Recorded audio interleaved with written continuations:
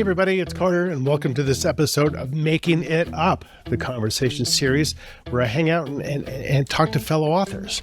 And it's always a good time, and I always learn something, and it's always fascinating, and everyone has a lot of similarities in terms of the guests who I talk to, but then vast amount of differences. And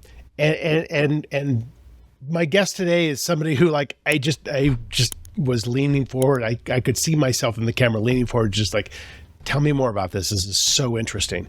Today on the show, I had Jeffrey Wilson. So Jeffrey Wilson has a hell of a bio. And he gets into a little bit, and I called him a Renaissance man because he's done a lot of different things aside from writing, including working as an actor, a firefighter, a paramedic, a jet pilot, diving instructor, naval officer, and a vascular and trauma surgeon. He served numerous tours in Iraq and Afghanistan as a Navy combat surgeon, and he just writes a hell of a lot of books. He's written some solo stuff, but he also is really well known for his work with his writing partner, Brian Andrews. So they write under the names Andrews and Wilson, and they have a ton of books out there. And his most recent one, or the one upcoming, is Darkfall, the Shepherd series, book 3, which is coming out in November of this year. But so, yeah, he's got a lot going on. He's got a fascinating backstory. He has seen and done and experienced just a lot in his lifetime. A lot of it very dark and a lot of very gritty. And, he's seen a lot of violence. So we talked about that a little bit, about how do you write effective violence, especially when you actually have a background in knowing what it's like. So that was fascinating. And we get into a lot about, how he writes with Brian, like how their partnership came together, how they actually produce books together, how they think, how they write similar POVs together or the same POV. Really, really interesting. And Jeff, I got to know a little while ago through Thriller Fest and ITW. And at this last one in New York, we were just hanging out and talking. I'm like, God, I'd love to have you on the show.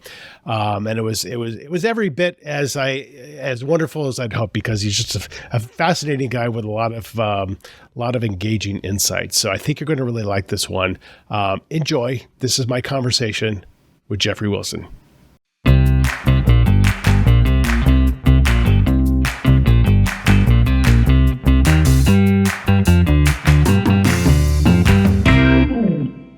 When did you have it?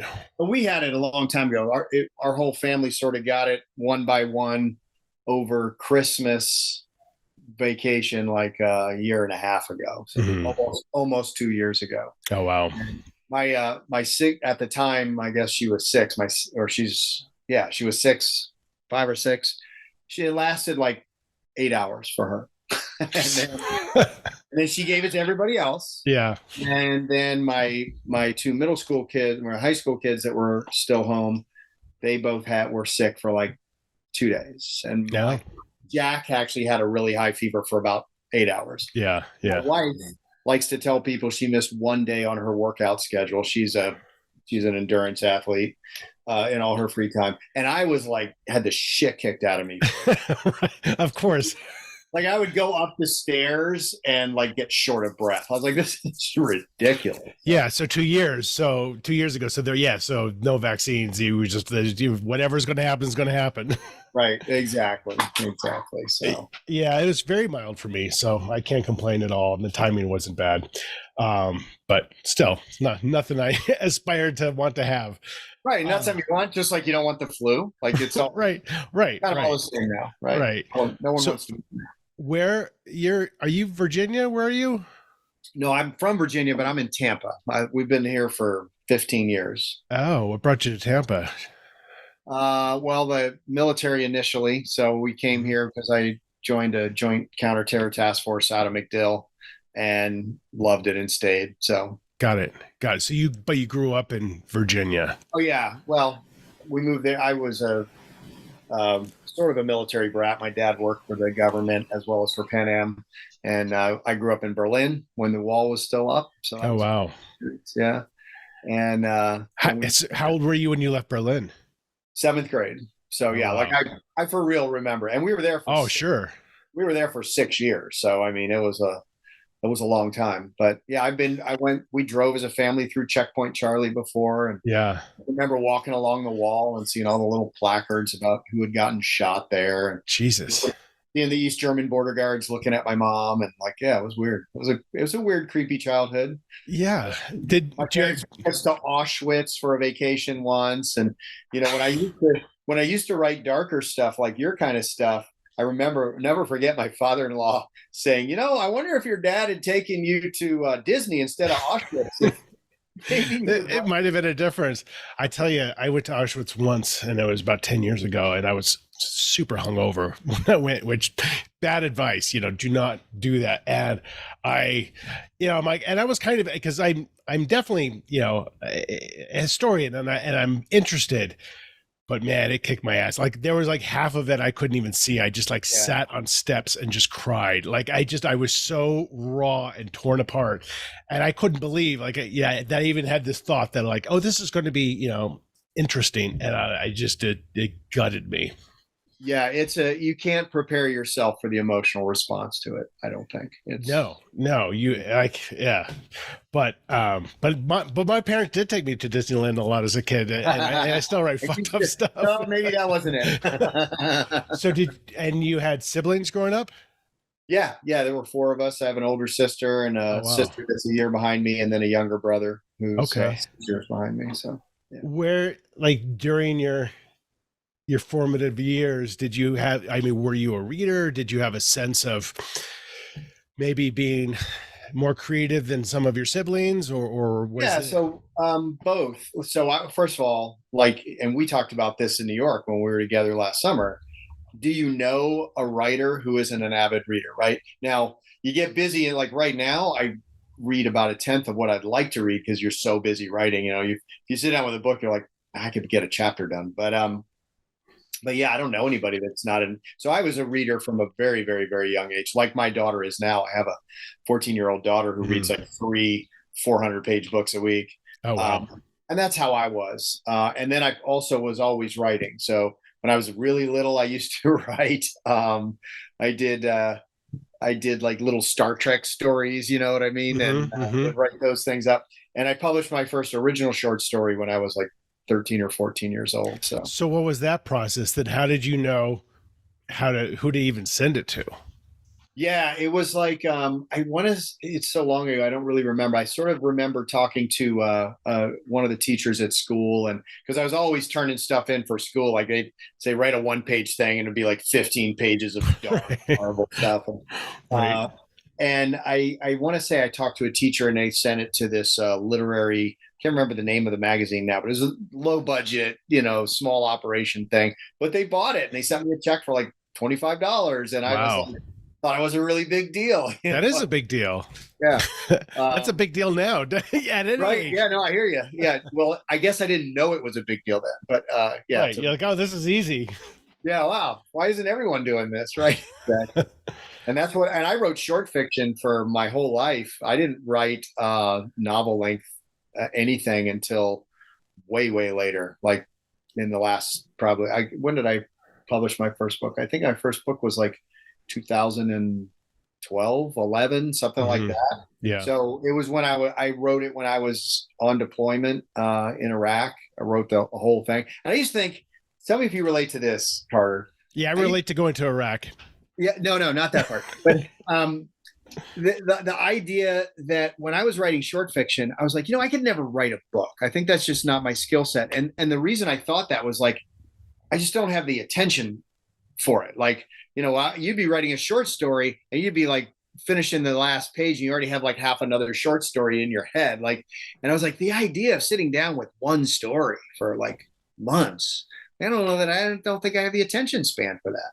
But then when you do it, it's the complete opposite. You're like, wow, this is so much easier than short fiction. Like there's no word count. There's like, I don't have to tell the whole thing in 6,000 words. I can like develop Right. characters and You can everything. let it breathe. Yeah, I struggle with short fiction, and I only write short fiction if I'm asked to.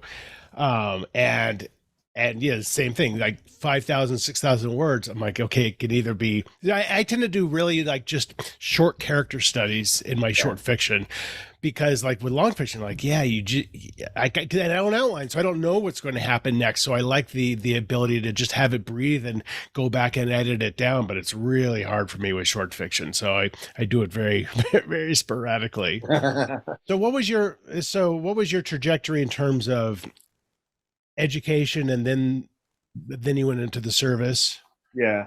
So nothing writing in my education. I did take a creative writing class when I was at William and Mary for fun because I Yeah. was already writing and loved it. But I was actually a biology major in college, and after that, so we could do like an hour on my career trajectory because it reads like a homeless person. Like I have had.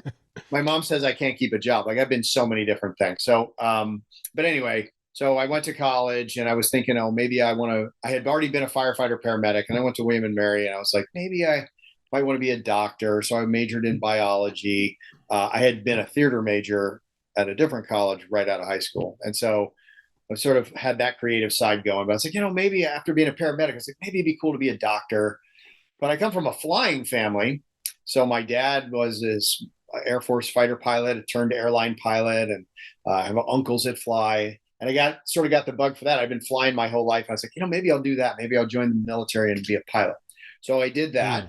Mm. After my bachelor's degree, I went to pilot training, and that was very, very short lived because I got in a motorcycle crash and got Mm. busted up. And they're like, "Hey, you could be a surface warfare officer, but maybe we're not going to stay in the aviation thing because they're looking to get rid of folks." So I left that, flew jets for a coal company and some other stuff. And then I went to work for another part of the government and doing some things that sounded to a 24-year-old like they were going to be really, really cool. Um, and it turns out that violence in real life is not as cool as on like Miami Vice. So Hmm. that was sort of the nidus for me to make a change. So I went back to flying corporate stuff and then went to decided to go to medical school.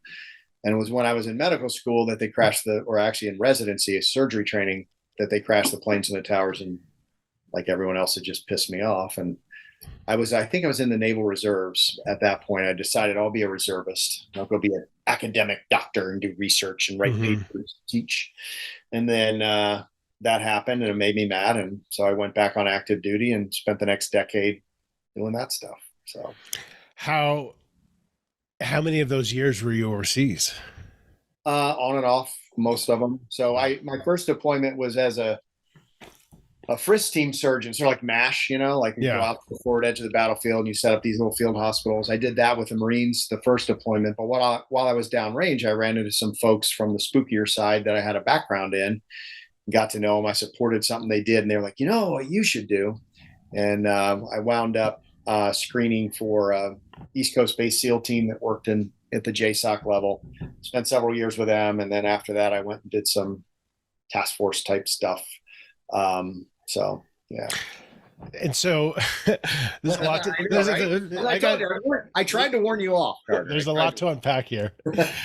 And I've got a couple of very specific questions I have in mind that are going to probably come a little bit later. But I mean, you're obviously a bit of a renaissance man, right? Like you have a lot of interests, and it's interesting to me that, and I've evidenced this with a lot of different people who have a lot of different interests, who are writers, that writing part of them burrows its way out at some point. Like, and it's interesting to me that it was so evident early for you and consistently for you, and then it finally burrowed its way out. But so you said you were writing while on deployment. Yeah. Was that kind of like, at what point did your writing become, because you've written a lot over the years, and I guess it sounded like it was mostly for yourself. At what point were you like, I'm gonna fucking do something with this? Right. Yeah. I mean, I think that it was probably around then. It was in 2005 or six, I guess, that I Mhm. started thinking, I wonder if I could do something bigger than what I do. But my story is like, so like, I like what you just said about people that sort of have that creative thing and they have this diverse interest and then it sort of finds its way out. I relate to that, except that for me, that that writing thread, that writing part of my personality was just like always there. So I've got sort of this eclectic, weird, did all these crazy different things and fireman and pilot and blah blah blah. But there's the only thread that pulls through all of it for me is the writing. So no matter what I was doing, it was inspiring me and informing my writing. And so you can see things, when I was doing things that were there was a lot of death around me and violence and stuff like that. I've had much darker stuff. And so I was always my writing was informed by whatever I was doing. And then I'm building up all those experiences. And I think that, like I said earlier, for me, it was doing it for a job thing never occurred to me because I didn't think I could write anything longer than about 15 or 20 pages. And then when I did, and it was so much more enjoyable than what I'd been doing before, I was like, well, gosh, maybe I could do this. And so it sort of happened in that order for me. It was like writing and then everything else. And then, writing could be part of that. Yeah, and that is the consistent thread, and I don't think anyone, or I think you're a fool if you think you're going to make a job out of it, at least initially, right? Right. Because it's just such a fool's errand to like. I mean, you could sell a book. That doesn't mean it's it's your full time income. That's a very difficult thing to do. I don't do that. I have I have another full time job as well. Um, but I didn't set out expecting to do that either. yeah, It was more the creative outlet. I see what you're saying. Like I didn't say when I wrote that first book, I didn't say, wow, I could make this a job. But I did say, wow, I could make this something that people read my stuff right. and I get some vacation money. I'm very blessed that I'm able to write full time now, but it wasn't really the plan at first. It was just I had these other things I was doing and it was something I did on the side for myself. Right. Uh, Well, so you write a book and it, you can't just be like, well, okay, I guess I've done that and I'll just put that in the drawer. You right. want to do something with it. And that doesn't mean you're going to make millions of dollars off of it, but like, hey, I wonder if this is good enough to be published. I want to know what other people think. But a lot of people actually get stopped right at that point, right? Because they don't want to show it to anyone else, which is a different mindset. But like that blows me away when people are just like, no, I just did it for myself. I'm like, what? Like, why would you do that? Because a lot of people really have issues having people like the rejection is, Yeah. is a huge thing for them. So let's talk a little bit about, because you're talking about how you've changed a little bit about what you write, and it's been kind of dependent on where you were in your life at that point. So some of the solo stuff that you wrote early on, when you say it was darker, were you writing thrillers? Was it military based? Was It it? was no, I mean, there was one of them that had a lot of military components to it. There's everything I do is a little bit eclectic because I've got all these different things to draw from. But it was more, I would say, was if you wanted to put thriller in there, you would call it a supernatural thriller. But some of it was pretty much straight up horror fiction, like Mhm, more in that vein. mhm. And that's honestly, I have a passion for that still. Yeah, Uh, for sure. because and you get this better than most of the people I talk to now in the thriller community who aren't doing darker, more supernatural stuff. It's that idea that you're really creating a universe. I mean, Right.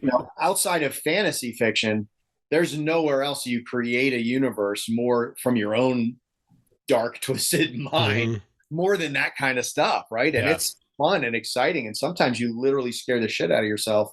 That Then you like, know it's working. Right. yeah, how can I possibly have a thought like that? Let me write it down. Right. Right. Right, exactly. So I still have a passion for that. And in fact, that's what's fun about the Shepherd series. Even though it's a faith-based series, we're able to incorporate a lot of very supernatural elements into it. We do it in a biblically based way, which is really fun and requires a lot of research. But it's really cool because, again, back to my roots, we're able to do that, what if, a lot more what if than just, well, what if China had a submarine? Right? That's Right. fun. Um, but you're not really building whole universes and stuff like that.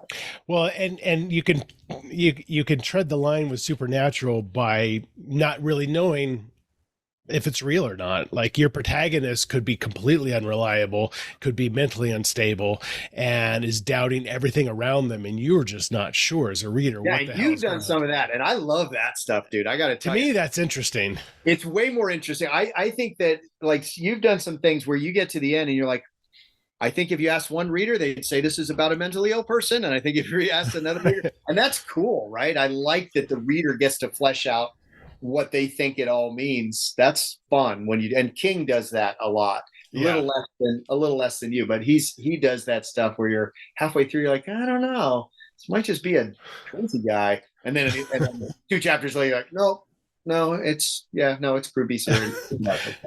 So let's talk about violence for a second. One of my books, I have a very strong belief about sex and violence that neither of them should be done a lot, and when they're done very, very purposefully and very realistic.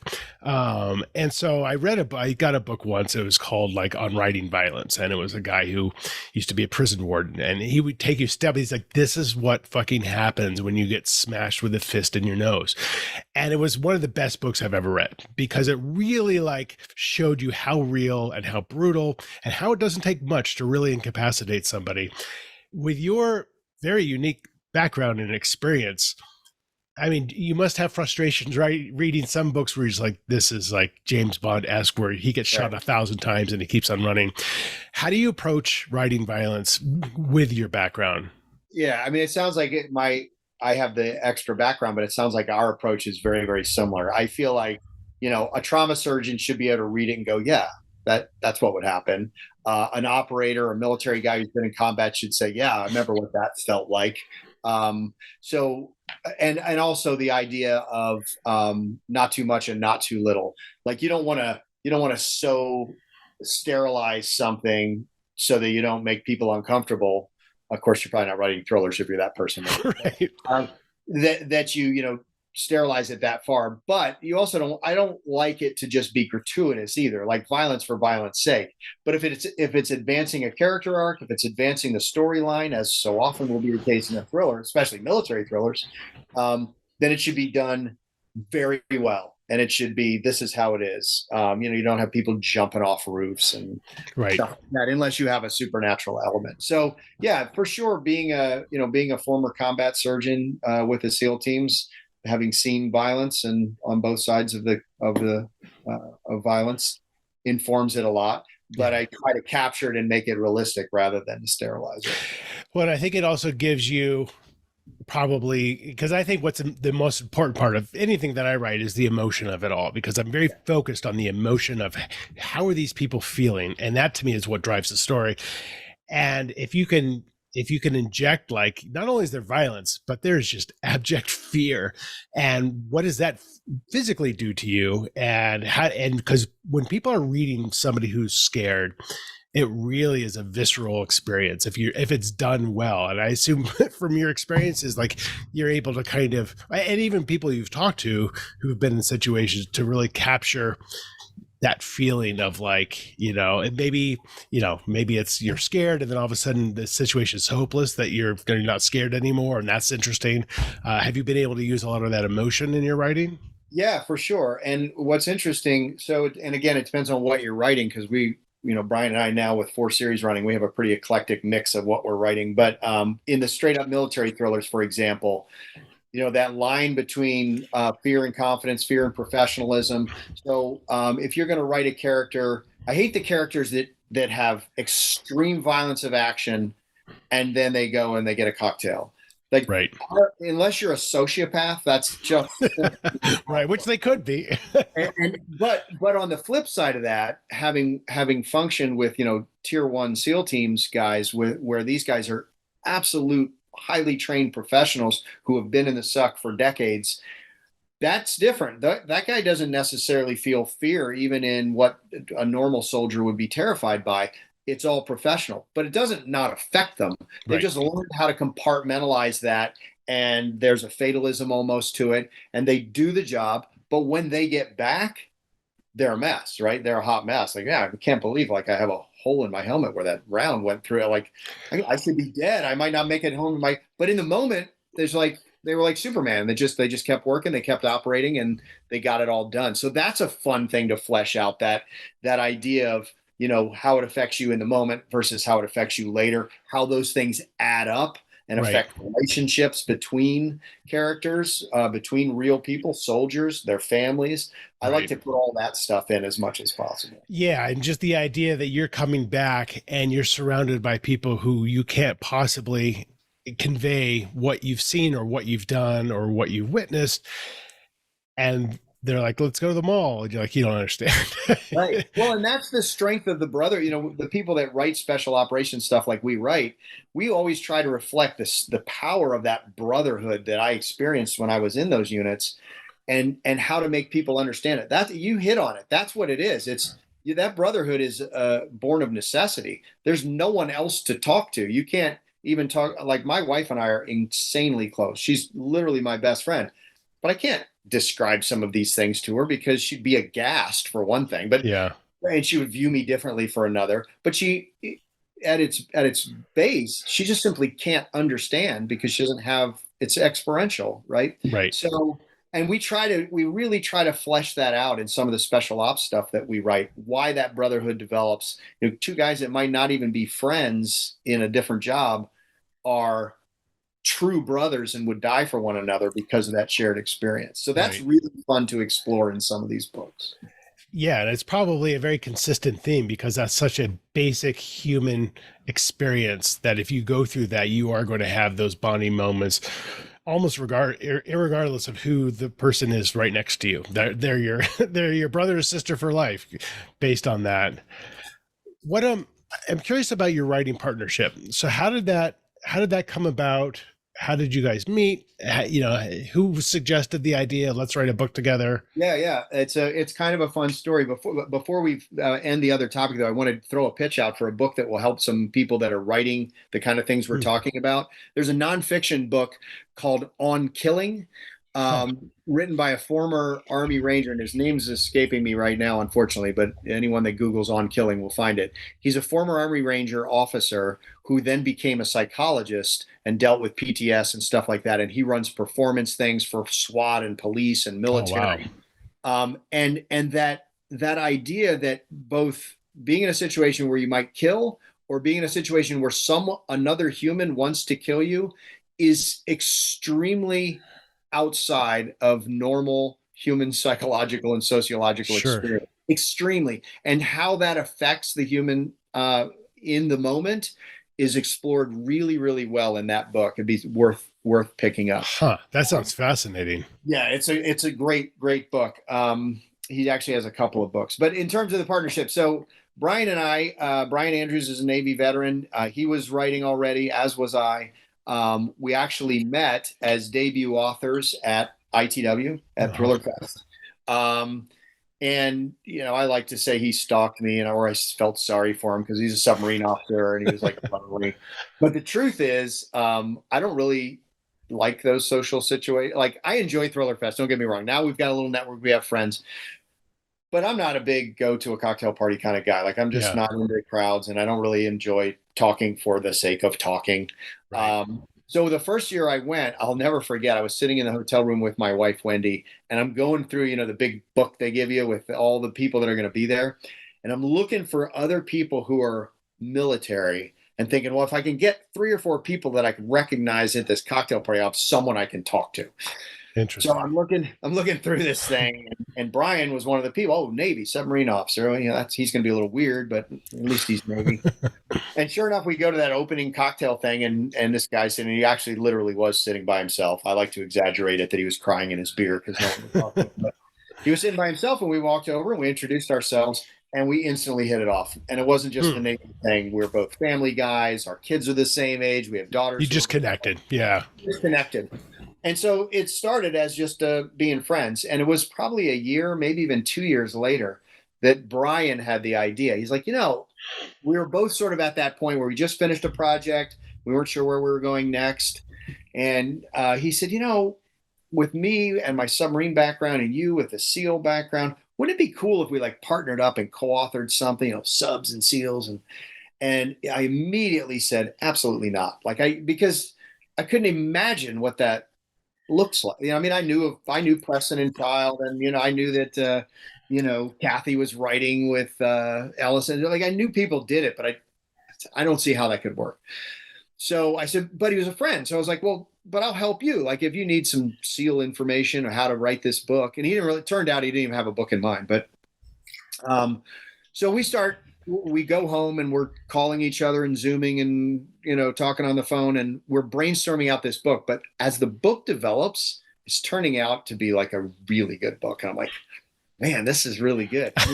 I want my name on this. He asked me again, and I said, dude, it's not personal. It's not like if I was going to do it, I would do it with you, but I just can't imagine the logistics of how you write a book together. That's I agree. So the third time he put his psychology degree from Vanderbilt to use, and he said, look, he manipulated me is what I'm saying. Said, look, let's do this. Let's write 5 chapters. And if it's going well, we'll finish. And if not, you can have the book, and all the brains, everything will just be yours. You can write the book, because I can't write it without you anyway. I was like, sweet. And in my mind, I'm like, I just got this book. Right. So we sat down and we came up with what our process was going to look like. We did 5 chapters in like days, and the whole book was done in like 3.5, 4 months. And wow. I don't think we ever even went back and said, hey, is it working? We just kept going. And that was 22 books ago, and it works. That's crazy to me. Yeah. So how often are you guys putting a book out? Well, right now so we did this sort of fill the funnel model. And we, thinking, well, if we pitch out, if we get partials and we have enough stuff out there, we'll get 2 or 3 really good things going. Unfortunately, we had a lot more yeses than, not unfortunately, we're very blessed, but we had a bunch of yeses. And so right now we need to write about 4 books a year to keep up with our obligations. And we also have a multimedia deal with our publisher. So we also have to create IP for film and television sales. So yeah, it's a little ridiculous right now. We're looking forward to 3 years from now, we can scale back, but we have to do 3 or 4 books a year. So about every 3 or 4 months, we have to finish a manuscript. And it's fascinating to me, because like I am how I think you felt, in the sense of like, I've always kind of been, I'm like, I meet certain people, I'm like, that person's really interesting, and it would be really cool to write a book together. I don't know how that would work, and I don't know if I'm even made for that, because I'm so unstructured and I just kind of whimsical in terms of how I write. Challenge. And I'm the same way, Carter. That's how I write. We talked about this in New York too. Like, I don't even know what the next chapter is going to be, much less how it ends, right? And so how do you do that as 2 people, especially if both of you are kind of like that, right? And so you must have had to learn, obviously, how to dance together and marry your strengths together. Yeah. But then you're also kind of like, now you have so much work that you're like, man, I hope we don't piss each other off at some point, because we've got a lot of commitments. Right. Or God forbid one of us gets in an accident, right? Yeah, exactly. I mean, like it's fascinating that. And then what's your thought process in terms of like, you want to go and write, some kind of psychological horror, but you kind of can't, because you literally have no time. Does that bubble up at all? Oh, like I want to go do something on my own? Yeah, or you just have an idea for something like that. So at first that was a stressor for me, because I have all kinds of crazy ideas and things I wanted to do on my own. And the first few years, it was sort of we got very busy very quickly. So it was more background noise. But now where we are is one of us will come up with it, and we're growing our brand, as you may have noticed, outside of military thrillers. So we have some very speculative thrillers coming out in the next couple of years. We have a techno thriller coming out next year. We've got some supernatural stuff with the Shepherds. So we're growing into a more eclectic approach for our brand. But now what we do is one of us has a crazy idea, and we just get on the phone and say, what do you think? It's something we could do. It's like, yeah, let's do it. And so it's very rare that someone says no to it at this point. But the more difficult part is just the logistics, like you're talking about, when do you find the time? And we're sort of, like the next couple of years, I don't know that we could fit anything additional in terms of numbers. But I will say, and I want to give a shout out to Blackstone here. Blackstone is an amazing publisher and what I love about Blackstone is how they are willing to foster that crazy eclectic creativity that Brian and I have. They have said, look, we're flexible. You come up with a great idea and we think, wow, that's hot, and we need to slip something else in the production schedule, we'll do that for you. No, it's something of yours, not something somebody else's. But right. If you want to, in 2024, you want to move that book 6 months because you had this other one you want to stick in there, as long as we have enough notice for production, we'll do that. So we were shocked that they'd be willing to do that for us. So that gives us a little more creative license as well. And then so you haven't had too many issues then about having to be strictly on brand. This is what your readers are expecting every time, because of a lot of series, obviously that's what the case is. But it sounds like they're willing to let you try different types of things within that realm. Yeah, I don't know that many publishers would take that chance, but they are willing to do it, and it's been successful. So, we'll see. Maybe all the other publishers are right, and we're killing ourselves. We'll see. We'll find out. But I think that's such a small-minded model. Like as a reader, I'm saying, not as a writer. Like if Lee Child puts out an amazing horror book, well, I like that style of book. I'll read that book. And I'm not going to sit there being pissed off that he didn't write another Reacher book. If it's a great book, right, I'm going to enjoy it. And most readers, I think, are like us. Like their taste is eclectic. Yeah, I read in my genre, but I also read Stephen King, and I also read a little bit of fantasy. And I got all kinds of things I'm interested in. I don't care if this guy who's known for that writes something else. If it's good, I want to read it. So yeah, I think it's a mix, because I'm in that situation a little bit right now where I've written something that I knew is outside the box and almost skews more YA, and but it's still very exceptionally dark. And I'm doing a lot of rewrites because my publisher's like, we're struggling with this. We're not sure who the audience is for this. And they're not necessarily saying it's not a Carter Wilson book, but there is that kind of branding thing behind it a little bit that it's a little bit tough, because to me, I'm like, I love this book because I like different things, but I can also appreciate when your readership is like, okay, this is not what I was expecting, kind of a thing. Yeah, and that's a real thing. That happens. We definitely had some people that read Shepherds and they were like, oh, it's a good book, but it's not really my kind of book, and they don't read the next one. And right. We know that some of that goes on. I think one advantage we have is we do have that whole military covert ops thing going on.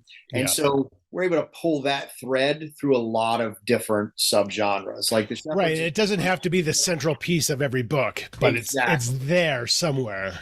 Exactly right. Like Sandbox, which comes out next year. It's a techno thriller. It's not set in a military setting whatsoever. It's a AI goes crazy and murders people type thing, right? But we still have the homicide detective that's involved as a former CID officer, and so some of her military background informs the way she works. So there's always that little thread, because that's our experience, that we can pull through. So maybe that helps cushion it. Right. It grounds everything. It grounds expectations, I guess. Yeah, so perhaps. at least they're not going to pick up a rom-com anytime soon from you guys.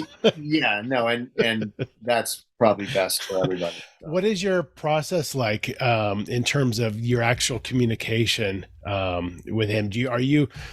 Are you guys constantly talking, or it's just like, nope, we each know that we have this to write and then we'll share it and then we'll have a conversation, or how does that work? It's constant. It's because we write like you write, where, we don't want to box ourselves in. The only way we can make that work, and we tried in our first book, let's outline, and it was so stifling for both of us. We broke that model very early on. Yep. And what we do instead is we map out, like if I were to pull up the document we're working in now, there's what we've written, and then there's maybe 5 or 6 chapters with 2 sentences of kind of what that's going to be, whose POV it'll be from, and because we write multiple POV, and who's going to write it. And we talk. It's probably in the middle of a project, which is all the time now. We probably talk 4 or 5 times a day. Oh, hey, wow. I had this idea. I'm going to go in this slightly different direction, because otherwise, we're writing simultaneously. So, at any given time, he might be writing chapters 1, 2, 4, 9, whatever, and I'm writing all the others. if he doesn't tell me what he did in 4 and I'm writing 5, like that's a problem. So Are you literally in a shared cloud document? One okay. now we have one, but what we do is we populate it. So he's writing and I'm writing, and then there's a master file. Every few chapters, we swap them. So when I'm done with something, I send it to him. When he's done with something, he'll send it to me. And when I get to it, I'll read it and I rewrite his chapters, and he rewrites my chapters. Oh my God! So as you pointed out, we have strengths and weaknesses. Yeah. Sometimes it's just a little tweak. Sometimes it's a bigger rewrite. We've got to the point now where sometimes there's laziness. Like I know that's not right, but Brian will fix it. Right. And he does. And so once the other guy has done their pass, it then goes into this master working document with the chapters in order, so that both of us can go back and reread stuff if needed and that kind of thing. But you will each write, for example, at times the same POV, the same character's POV. Yeah, sometimes it's sometimes more now than we used to. What we used to do is, we write in a 3-act structure. So in the first act, I'll write mostly Dempsey. He'll write mostly the bad guy plus Grimes, and then I'll write Jarvis. And if we do that, if it sort of falls out that way in part 1, then we make sure that in part 2 we swap that around a little bit, because you'll appreciate this. If I'm not writing that character, at least some, and getting in their head, then I don't really know what the hell's going on, because if we write very character driven, just as you do, if it's character driven and I'm not intimate with that character because I didn't write him for 3 weeks, that's a problem. I wind up turning in hot garbage. So. Right. And you can also potentially have the problem of the voice not being particularly unique or strong because it's been diluted from 2 different viewpoints in a way. Well, and that's why we do that rewrite. So we swap POVs back and forth, but anything I write, he rewrites, and vice versa. So that by the time it goes into the master file, if you read even our rough draft, it's definitely one voice. There's an Andrews and Wilson voice, and it's not like my solo works, and it's not like his solo works. That's so interesting. Yeah, it's really crazy, right? I was shocked. That was my biggest concern when we did our first book. My biggest concern is people are going to read this and they're going to be, okay, well, those are Jeff's chapters and those are Brian's chapters. Right. And so we came up with that technique because we were concerned about it, and it works beautifully. And it works better now than it did then, because we know each other better, and we, our writing is, we're more intimate with each other's writing. But now it's like, this sounds like something you make up when someone asks you. But there are times now when, like, my wife will read the book and she'll be like, oh, chapter 11, you wrote that, right? And I can't tell her. I'm like, I swear to God, I don't remember. I mean, I definitely wrote it once. Like, I either wrote it or rewrote it. I don't know. But I don't know if I did the first one. And I'll ask Brian. He's like, I'm not sure either. So, at one point, sometime during this evolution from one book to 20-something, we just sort of shared a brain. Like, we just have this one brain now. It's strange. Carter, you'll like this. I'll call him up because I had this great idea. And I'm like, Brian, I was working on this chapter. I was thinking about what you're doing. I had this great idea. He goes, wait, before you tell me, here's what I'm doing. And it's exactly what I just thought about. Wow. Like, dude, how is that possible? Like, it's creepy. It's weird. It was inevitable that he was going to be sitting alone at that table at Thriller Fest all those years ago. I mean, you guys, it sounds like you were destined for all of this to happen. Right. That's amazing. Saying there's a destiny with me and Brian feels a little awkward and uncomfortable, but yeah. Yeah, get used to it. Well, we're going to wrap up. Before we do, we're going to do a little storytelling. Here's the highlight of the show. All right. So I've chosen, I selected 3 books kind of at random from my bookshelves, and you're going to choose one of them. Then we're going to choose a random sentence and a random page.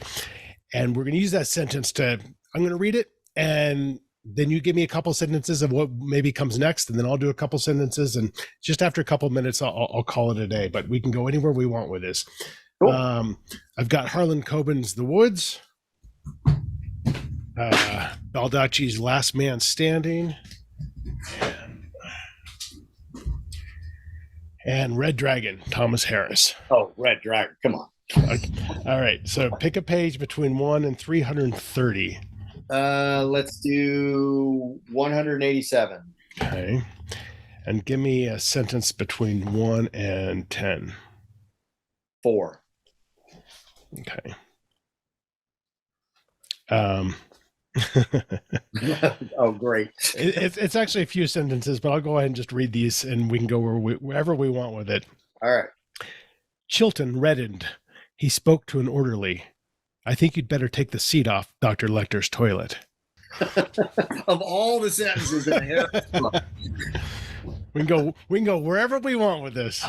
Yeah, it's starting to feel almost more like an episode of The Office, but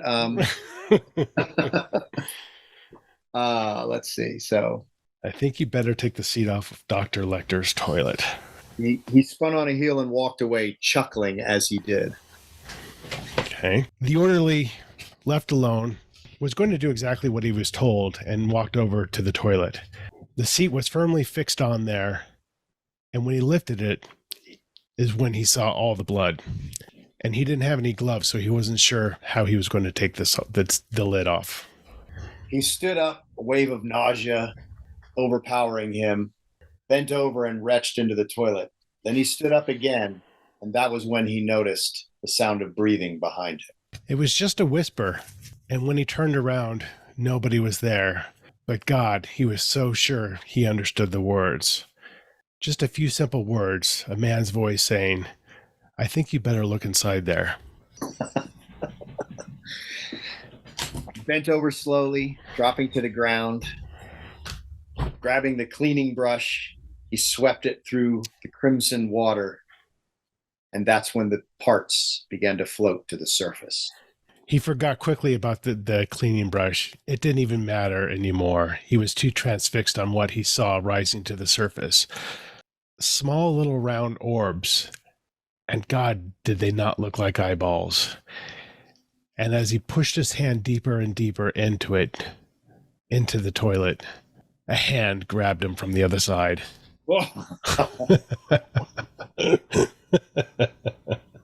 He felt the string growing in his throat, but was cut off as his face smashed into the porcelain of the toilet. He felt his own blood mixing with the blood in the toilet and consciousness slipping from him. I think we call it there. That is the most disgusting one that we've ever had on the show. Thank you for that. Thank you. I won't be able to write the rest of the day because I want to make a story about that. I like how the more disgusting it got, the other person just kind of starts nodding like, oh yeah. Yep. That was fun. I can top that. my favorite part is like I have my producer lives in Ukraine and he like takes for these episodes for the storytelling part, he actually transcribes them so it rolls on screen as we're doing it. So now I just like the idea he's listening. It's like, what the fuck? And he's got to type all of it out. Yeah, he's like, I don't even want to type that. Let's listen to it. Are you headed to BoucherCon? No, I can't make it this year. We've got these two deadlines right on our neck, so yeah. Gonna miss it, unfortunately. Yeah, but I've already registered for Thriller Fest, so hopefully we'll see. Oh, right on. Yeah, I'm going to BoucherCon tomorrow, but I'm only staying for like a day and a half. I've got some other commitments, so I'm just quick in and out. But it'll be good to see some people. So I'm sorry I'll miss you there, but listen, I'm glad we were able to connect, and it was great talking to you. And your story is fascinating, and you know, continued success with all of the stuff that you guys are doing, and you individually as well. I think it's all amazing. Well, I appreciate that, Carter. You too, man. And find yourself down our way. Let us know. We'll have dinner, and there'll be no blood in the toilet, I promise. That's an invite I can't refuse. All right, Jeff. Thanks, buddy. All right, brother. Take it easy, brother. Bye. So that is it. That is my conversation with Jeffrey Wilson. It was great. Wasn't that great? And that story was fucking disgusting, but yet awesome and kind of beautiful in a weird way. I kind of wanted to know what happened after the guy's hand got grabbed. Would he get pulled down into the toilet? I don't know. Something that maybe I will co-write something with Jeff, and that'll be our first story. Please go find out more about him, and you can do that at andrews-wilson.com. You can find out all about their amazing books that they have coming out, and that, you know, the 22 that have already been published. And if you want to find out more about me, check my event appearances, or buy my books, or sign up for my newsletter, please just go to carterwilson.com. That's it for now. More episodes coming out soon. I really appreciate, as always, you watching and or listening. Take care.